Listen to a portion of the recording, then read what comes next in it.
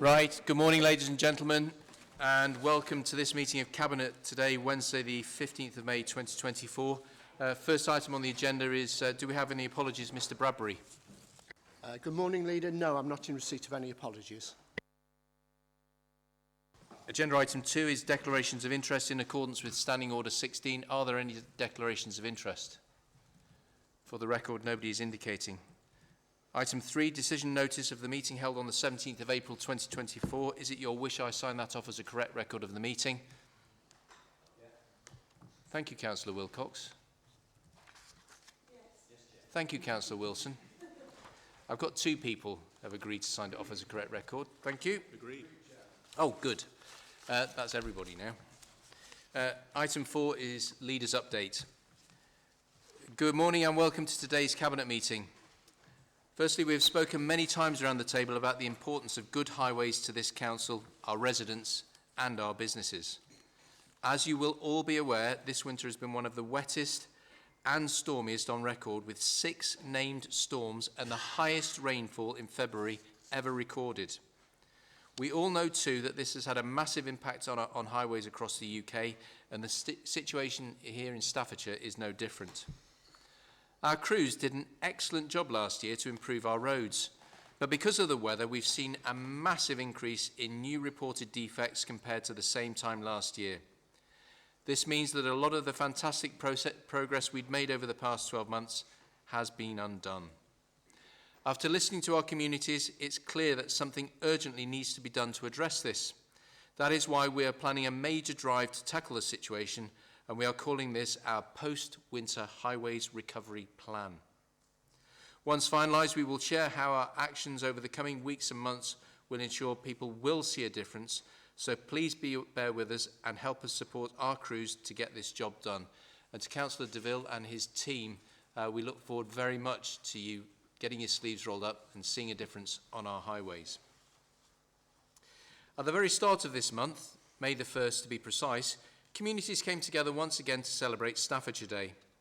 Whether it was enjoying our countryside, our thrilling theme parks, or our food and drink festivals, there was something for everyone.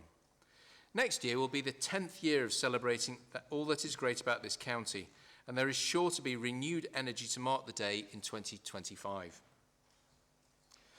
The countryside is undoubtedly a jewel in Staffordshire's crown, and this county council is proud to be custodian of much of our fantastic landscape. That's why this week we are sharing exciting plans to invest in our countryside to allow more people to enjoy it, to boost our visitor economy, and to ensure generations to come can benefit from the amazing green spaces on our doorstep. Country parks at Cannock Chase and Chase Water and the 92-mile Staffordshire Way will all benefit the investment boost this decade. And I know Councillor Wilson has walked the Staffordshire Way, one of the few around this table that I know has, so congratulations to you for doing that. You did report back how wonderful it was to go through the spine of Staffordshire and see all our wonderful attractions. Especially since the pandemic, we've seen a surge in enthusiasm for our countryside. It's good for your fitness, for your mental well-being, and for enjoying time with your family and friends. So if you haven't explored yet, please do so. It is therefore not a huge leap for us to showcase Staffordshire far and wide, so I'm delighted that the Film Office is being established to do just that. The Staffordshire Film Office is being launched and operated by We Are Staffordshire, and from next year the office will help film and TV production companies raise Staffordshire's profile on the national and international stage and help play a part in growing the county's economy. It's amazing to think that film and TV production industry contributes approximately £6.3 billion to the UK economy each year, and almost a third of visitors to the country are interested in going to a location seen on screen, so we are determined to maximise this opportunity. The County Council is very much driven by working with partners to maximise the benefits to both residents and businesses. Our new partnership with Midlands Partnership University NHS Foundation Trust to provide alcohol and drug support is just another example of this. This is believed to be the first agreement of its kind in this sector, and we are proud to be a trailblazer in the field. Dependency on drugs or alcohol can have a devastating impact on people's lives, health, work and relationships, and the rippling effect on family, friends and colleagues can be devastating too. You often find people don't have an isolated issue, but more wider issues are factors too. That is why this partnership with the NHS makes absolute sense and will be supporting the whole person rather than the single issue. And I look forward to Councillor Wilcox and Councillor Northcott driving those partnerships forward. Finally, some good news from over the weekend when our own employee, Stafford, now here comes the pronunciation which I'm bound to get wrong, Andruschin, is that close enough? Together with his wife Denise, appeared on Britain's Got Talent and were unanimously voted through to the next round. Great. We have a star in Staffordshire County Council. Of course, all you are stars too, but this one particularly is good on stage. So, not only are they from Staffordshire, but Stefan also works with us in the specialist teaching support service, helping children and their families understand and adapt to visual impairment, boosting their confidence along the way. Absolutely brilliant. Stefan and Denise, who are both blind, wowed the judges and the audience with their positive attitude and their amazing performance in the show. Both are fantastic role models, and we will be backing them to go even further in the competition. So get voting next time they're on telly. Before I close, though, I want to turn to another star. That's Rob Salmon. Rob, this is your final formal meeting of Cabinet after 38 years, is it? 38 years. So it's not in my notes. But I wanted to say a personal thank you to you for such a wonderful service that you've given to this county. Your record of public service has been absolutely wonderful. I remember when I became a county councillor 15 years ago and got put onto audit committee and used to meticulously go through 300 plus pages and used to turn up with loads of flags and side flags on my notes. And I think you looked at me and thought, oh my goodness, as a councillor, has really gone through the notes here. But I used to enjoy those meetings when I first got to know you. And since that time, you've gone from strength to strength. And you leave us as a member of the senior leadership team with a deep debt of gratitude from me for all the hard work that you've done. And on behalf of all the councillors that you've known over the years, many of whom I never encountered, and all the staff that you've worked with over the many, many years, many of whom have left, and many that you'll still be working with who you will be leaving behind as you go into retirement. Retirement's just another phase in life. It's not. It's the beginning of a new phase, and I hope you have a long and fruitful retirement. I'd like Councillor Parry to say a few words, and then if you'd like to say a couple of words, I would welcome that. Councillor Parry. Yeah, we like homegrown in Staffordshire, and particularly in the finance team, they propagate quite a bit of talent within the organisation. But there's no finer example of that than Rob Salmon, who joined as a lad in short trousers, I imagine, and started his career without finance training, without finance qualification. Those were acquired later, but went through every rung on the ladder to reach the top rung. And there can't be many, if any. I mean, if not rare, I mean, it's almost an endangered species, isn't it? Of someone who joins the same organisation and goes through every rung to reach the top, and then choose when and how they will retire and enjoy the rest of their hopefully joyful days. We've been so blessed with our finance team and with Rob in particular, and he served this council diligently for all of those years, and we're so grateful. Our job as politicians is to acquire and listen to the best advice, and to make decisions based on what you're given as good advice. And I've never ever doubted Rob's excellent advice, and his sound, not just sound financial leadership, but also his managerial leadership in building and leading a terrific finance team that we have here in Staffordshire. It isn't a sole trader job. It is actually a team, and there's a good team behind Rob, which he's been part of. Historically, I picked up the finance portfolio originally back in 2010, 2011. And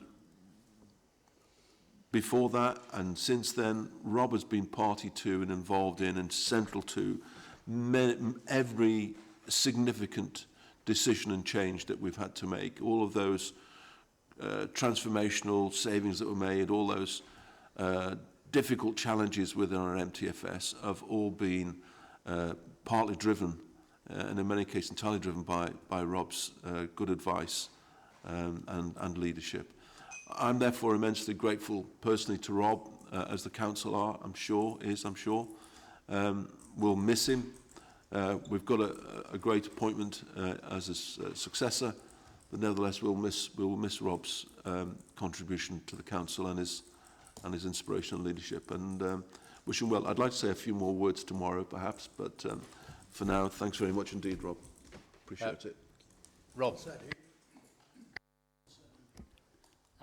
Thank you. Thank you for the opportunity to speak, and thank you for those kind words. Much appreciated. I think it is fair to say I've been here for quite a long time, and just for the record, I didn't wear short trousers back in the day, which is probably a blessing for all concerned all round with my legs. But actually, we had stricter dress codes in those days, so it wasn't something that was done. It's also fair to say I've been well supported by the council over those years since I started back in 1986, and you don't progress through a career that Ian's just outlined without the support of colleagues and by the council, which I'm grateful for. And it is also fair to say it's time to move on. You know when it's right to move into that next phase, and it is right for me. I like to think I leave the council in a good place financially. Financial stability, financial resilience is good. There are challenges ahead, indeed there are, but I think the council is well placed to meet those challenges head on. However, that isn't a position that's achieved by just one person. That is a team effort, and it does take a collective effort over many, many years to achieve the resilience and the stability that we've got. And I'm proud to have been a part of that. I am proud to think that I leave the council in a good state. So thank you for your words. I've enjoyed working with all of you and previous cabinet members also, and I do thank you for your support. Thank you, Rob.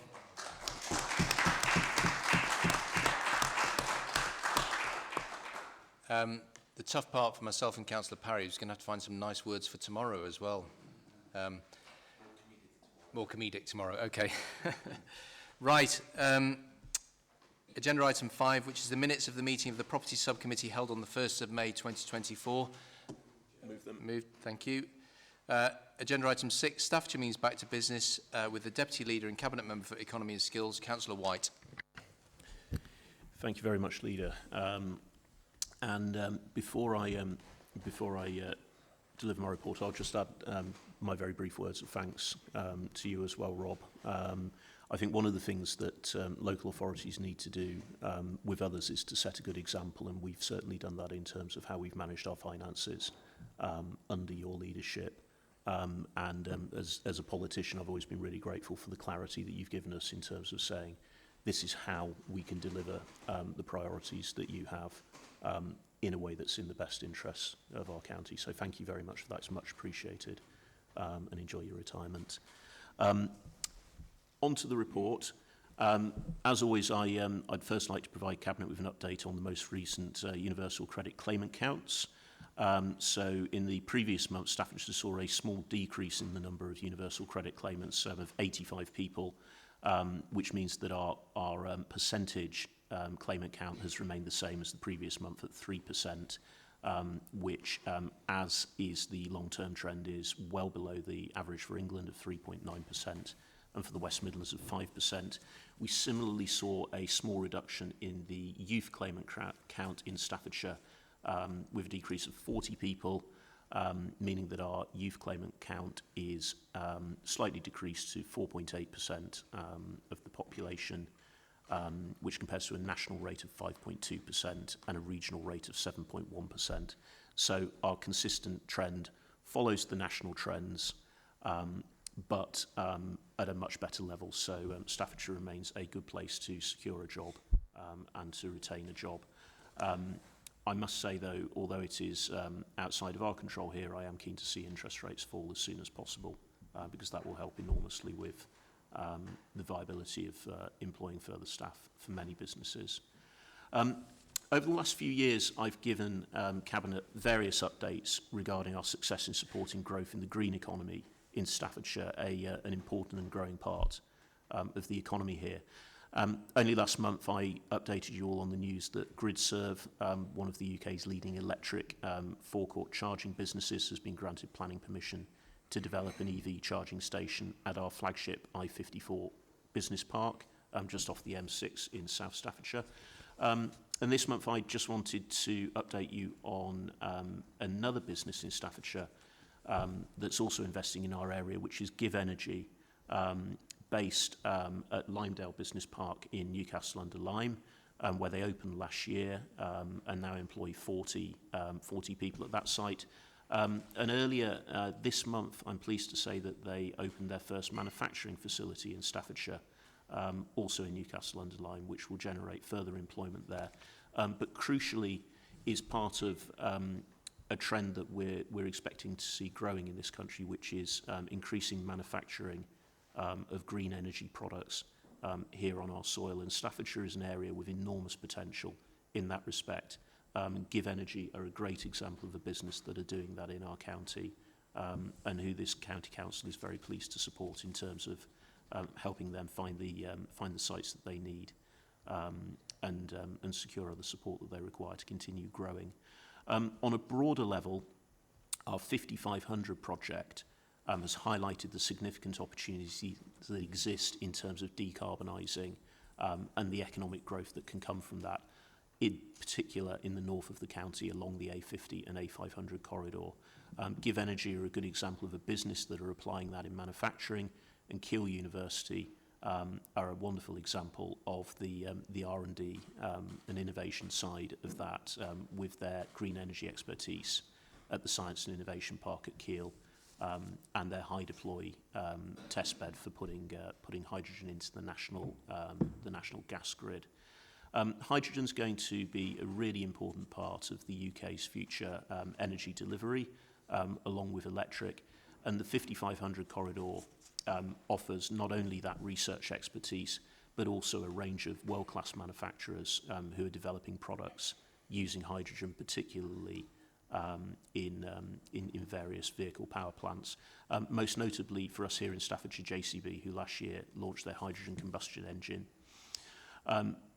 The other aspect of hydrogen that's really key to Staffordshire is actually getting the hydrogen grid rolled out here sooner rather than later, to support those manufacturers, but also to support decarbonisation of the rest of our economy.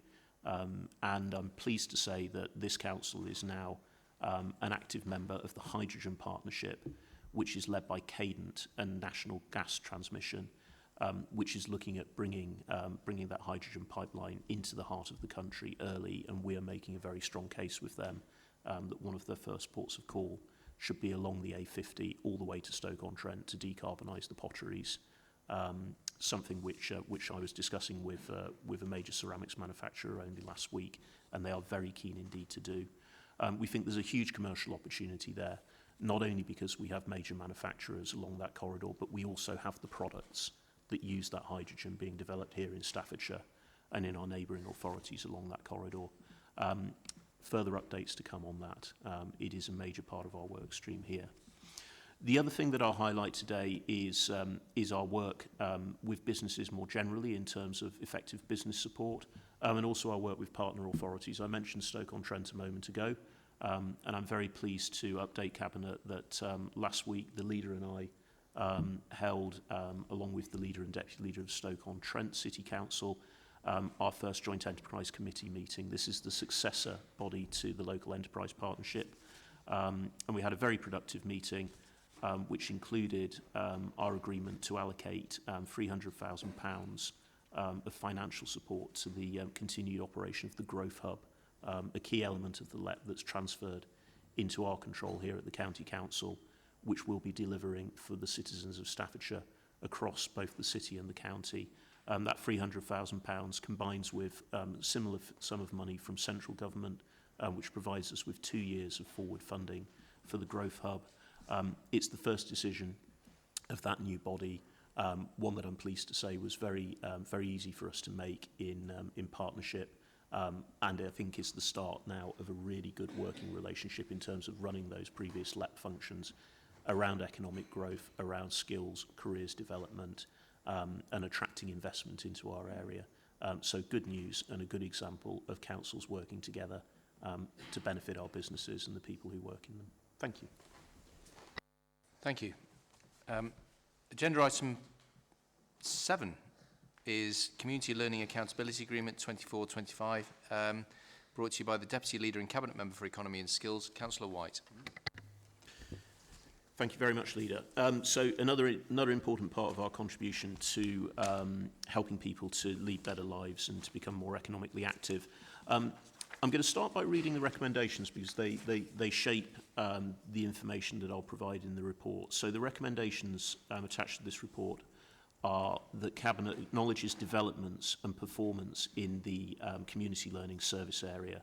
And secondly, approves our accountability statement for the 2024-25 academic year.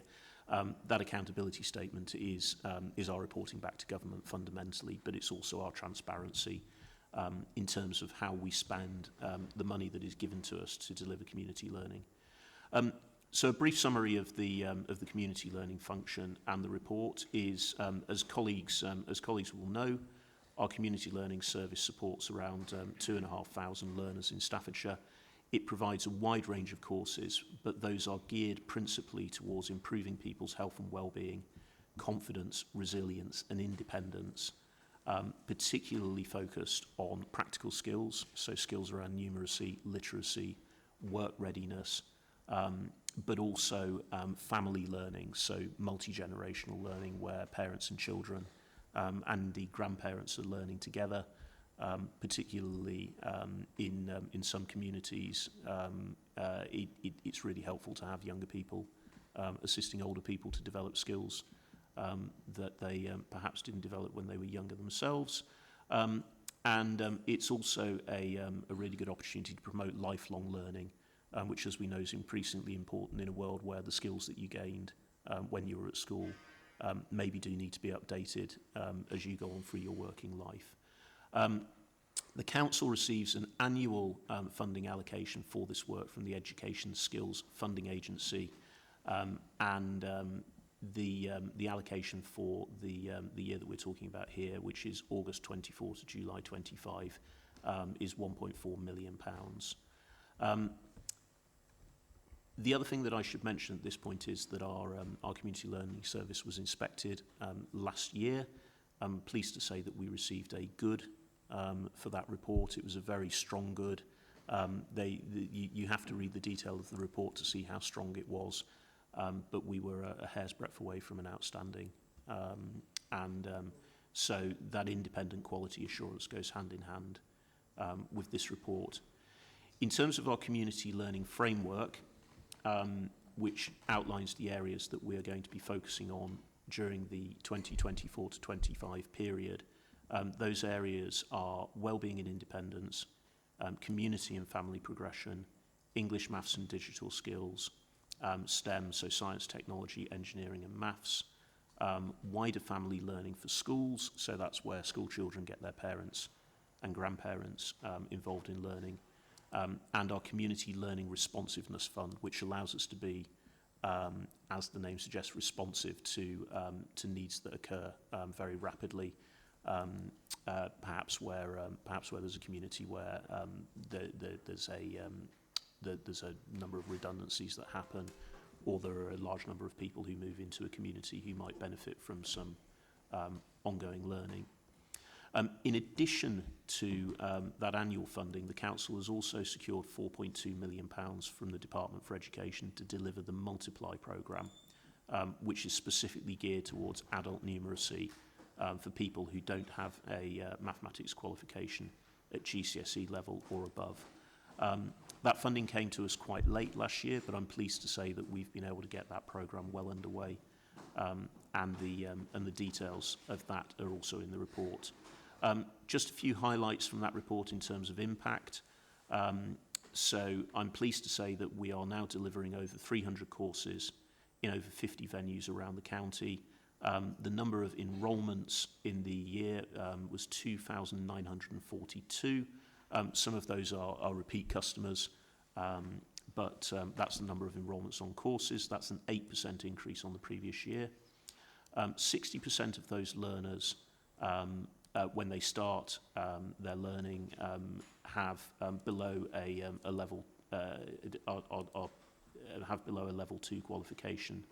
43% are from our most targeted areas in the county, so those are typically the areas of higher deprivation, and 55% of them declared a learning disability or difficulty.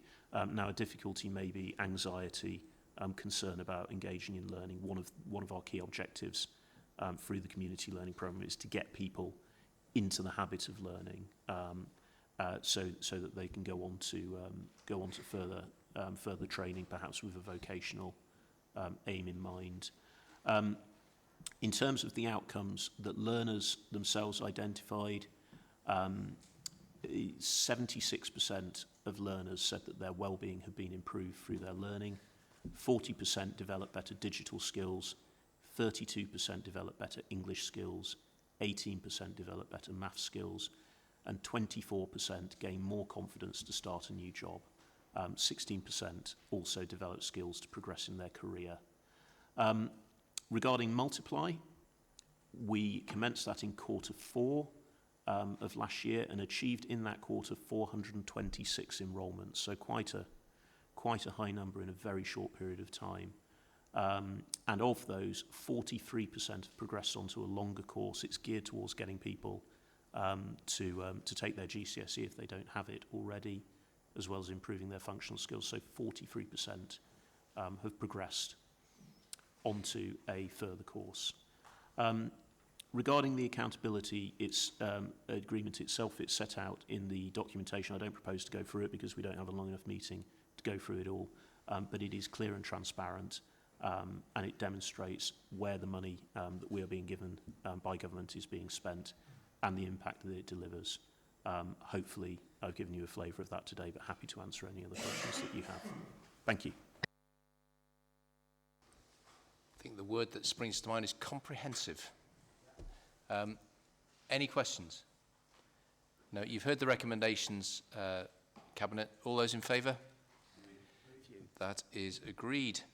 Agenda item 8 is Wally's Quarry, addressing the impact on our communities, brought to you by the Cabinet Member for Health and Care, Councillor Wilcox.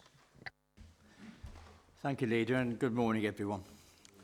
For far too long, residents of Newcastle under Lyme, living or working near the vicinity of Wally's Quarry, have had to endure the foul emissions from this establishment.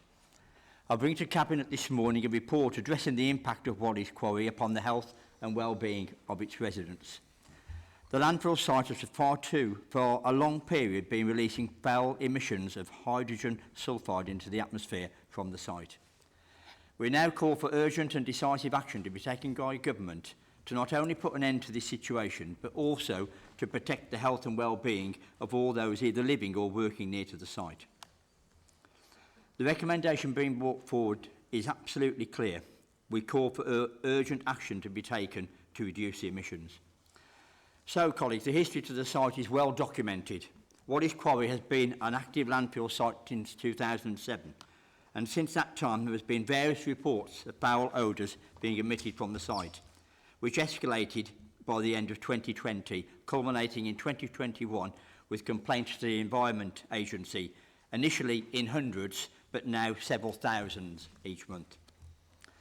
The installation of air quality stations was set up at 4 strategic points around the site, which confirmed that the main pollutant, hydrogen sulfide, was present, with levels regularly above the World Health Organisation's odour annoyance guidance level, and in some months were above the US Environmental Protection Agency guidance levels for time exposure.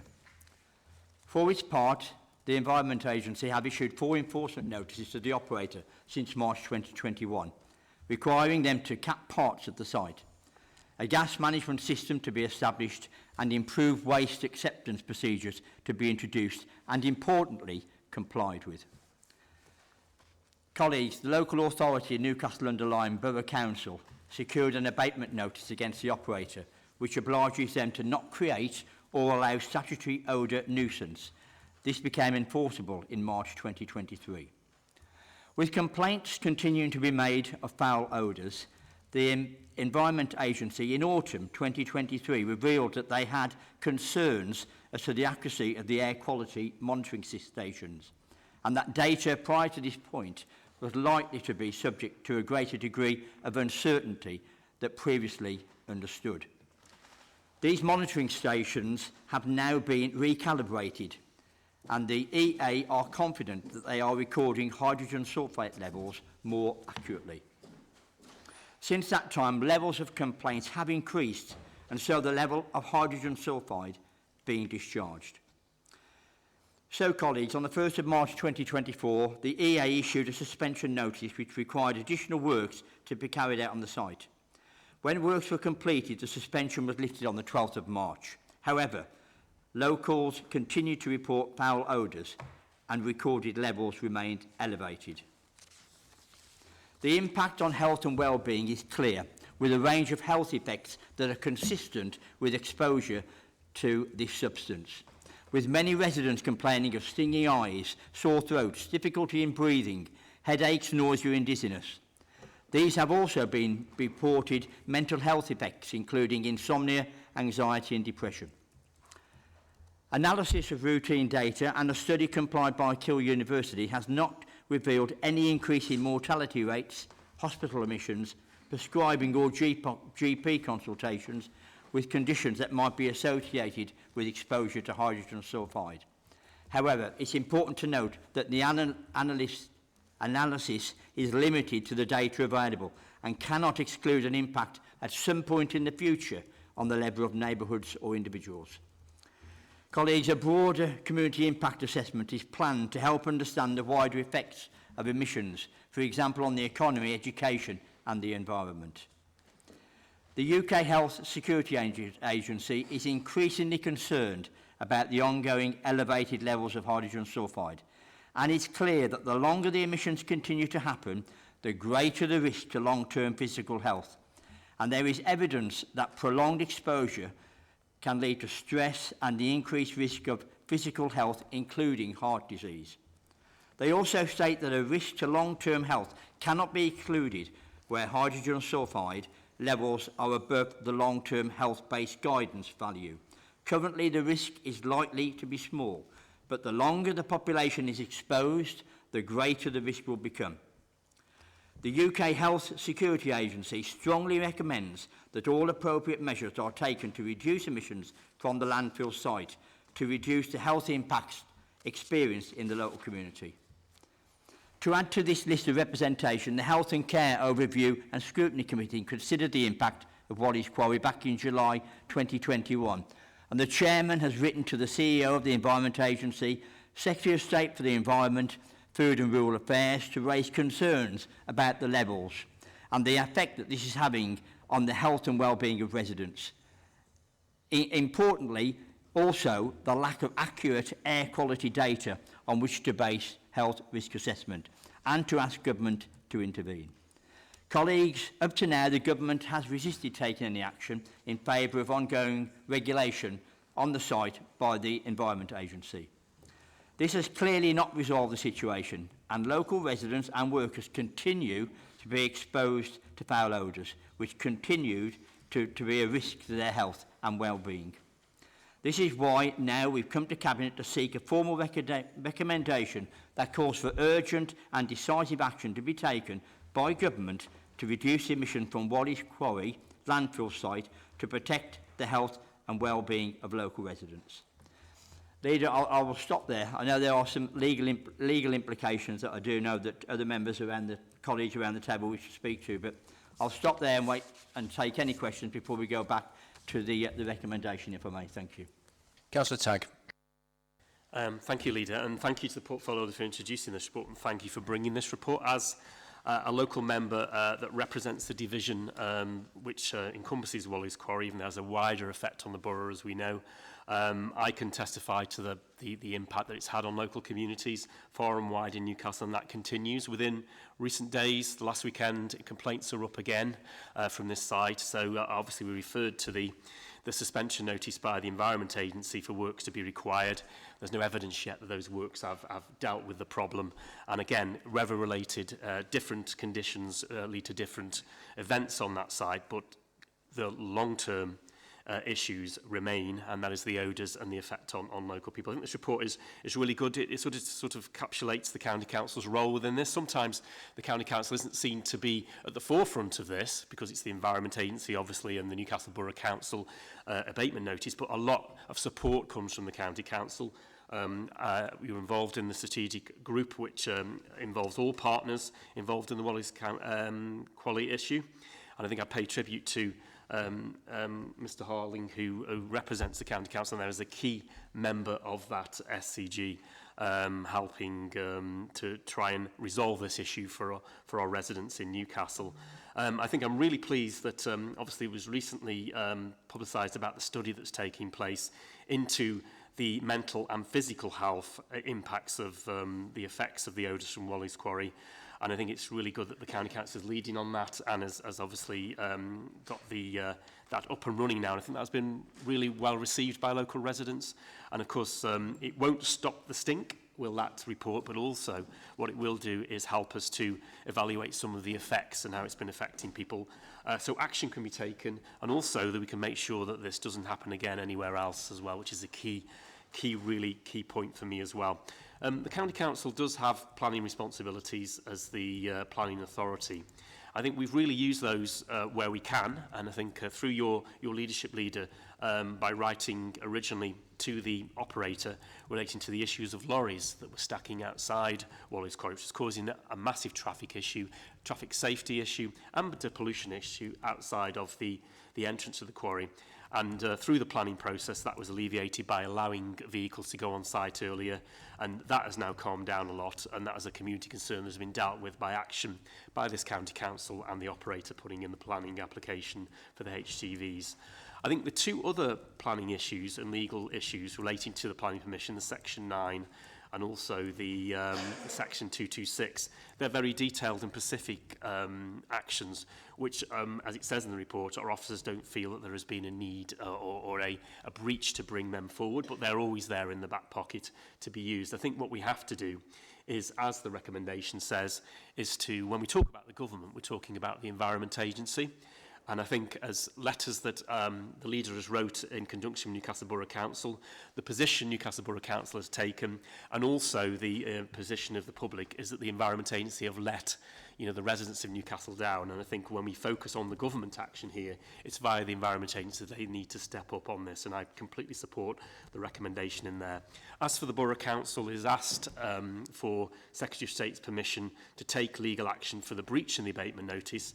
Obviously, the portfolio did mention the abatement notice being in place and active. A breach was identified in January and February of this year, and we await the Secretary of State's permission to pursue that through the courts, which we will do on behalf of the residents of Newcastle. And I know that we do have the County Council support on that as we go forward with that. So I'm really pleased with this report, and I think the residents of Newcastle will welcome it. I've seen some press coverage already where it's gone down really well on the social media groups which the residents operate, and I would pay tribute to the residents, the way they have held the Environmental Agency to account, and also the local councils, and we've stepped up, and the county again here is stepping up here to support our residents. So thank you very much for this report. Thank you. If letter writing was an Olympic sport, I'd be a gold medalist. Paragraph 18 of the report highlights the fact that I've written to the 2 parliamentary Under-Secretaries of State, 2 Secretaries of State, a Prime Minister, and various others to highlight this issue on behalf of the residents of Newcastle under Lyme. We continue to create pressure. The Health and Care Overview and Scrutiny Committee at Staffordshire County Council, who has a statutory function around health and care, had requested that the Environment Agency attend one of their meetings to discuss their proposals, what we could do to reassure residents. I'm afraid to say the Environment Agency empty-chaired that meeting, which meant that we weren't able to elicit from them what their plans were at that time. I'm grateful for Dr. Harling for his clinical knowledge and indeed work that he does around public health on this. Thank you for that. And you've been a great guide to us in terms of the technical data. But I'd also like to pay tribute to local democracy reporters, in particular Richard Price and Kerry Ashdown, who's with us today. I note that on the BBC website today, there's an article highlighting the study that's being led by Dr. Richard Harling, and I hope that as many residents as possible will be able to read that and participate in it. It's only through the work of reporters and the likes of the Local Democracy Reporter scheme that allows us to make sure that some of this publicity gets to a wider audience. So I'm hugely grateful for the work that they do. But that still leaves us with the problem of Wally's Quarry. Councillor Wilcox, thank you for taking up this baton. It's one that we hope we could solve at some point, but I'm afraid to say it appears to be an ongoing issue. But we do continue to provide a significant amount of pressure on behalf of the statutory authorities locally. And I know that Councillor Tagg has been... the word tireless seems to be an understatement in Councillor Tagg on this. He has not let up on this one iota in the entire time that I've been leader of this council, and indeed before that. And I've known him throughout that time as leader of Newcastle-under-Lyme Borough Council. So, Councillor Wilcox, I don't see anybody else indicating, so we're back to you with the recommendations, please. Thank you very much, Leader, and thank you very much, Councillor Tagg, for adding to the report. I think it's one of those things where we need to keep the pressure on. It's really important for our residents that we do all we can to protect the health and well-being of our communities. So I think, as you say, Leader, we have written numerous letters to all the people concerned. We just need to keep on with that, not sort of let it go and sort of relentless keep going to make sure that at some stage the Environment Agency takes some action. So the recommendation, colleagues, is for the call for urgent and decisive action by government to reduce emissions from Wallis Quarry landfill site to protect the health and well-being of local residents. I so move. You've heard the recommendations. All those in favour? For the record, that is unanimous. Now, no Cabinet meeting will be complete without a framework agreement for this, that or the other. But today, ladies and gentlemen, you don't just have one, you have two. So agenda item 9 is the framework agreement for roofing works, and agenda item 10 is the framework agreement for Staffordshire garden waste. Both very important matters. Indeed, one of which is reported by local democracy reporters, I think again this week, or it might be on a local news outlet. So we're with you for agenda item 9. We'll do it with each one in turn, Councillor DeVille, and then come back for 10. Yeah, thank you, Chairman, for that introduction. It's a very straightforward report, Chairman. Good morning, everyone, by the way. It's a very straightforward report, but a very, very important one. It's essential that we have a new framework in place, as the current framework expires on the 30th of November of 2024. Just, Chairman, to put this into some context, our total procurement will be qualified for up to £22 million, which is a tremendous amount of taxpayers' money. There's an appetite from our district and borough councils, from the NHS, from Staffordshire Police and from Staff's Fire and Rescue to use this framework with us once it's live. So we really are able to get economies of scale through this framework, Chairman. The framework agreement is to provide the council with an agreed schedule of rates for the renewal and the repair of both flat and pitched roofs on council-owned buildings throughout the whole county of Staffordshire. This includes council offices and buildings, schools and academy buildings. The framework gives us real flexibility of long-term contracts, which will provide certainty and consistency of delivery, and importantly, you'd expect me to say, we'll be placing great focus on achieving very best value for money for our Staffordshire taxpayers. I'll read the recommendations and answer any queries as necessary, Chairman.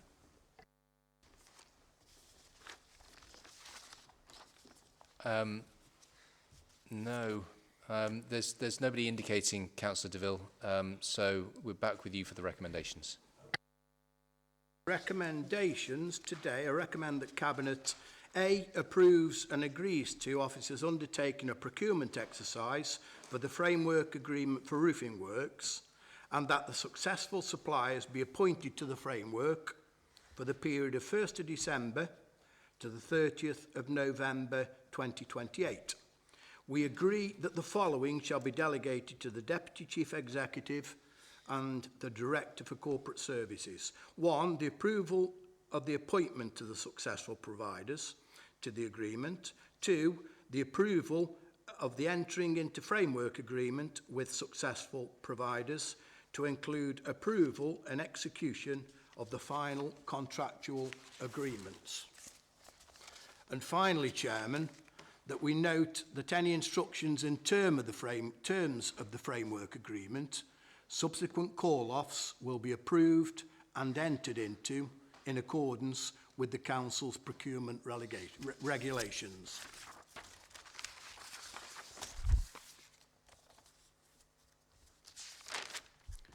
They are the recommendations for today, Chairman. Thank you. Thank you, Councillor DeVille. All those in favour? Agreed.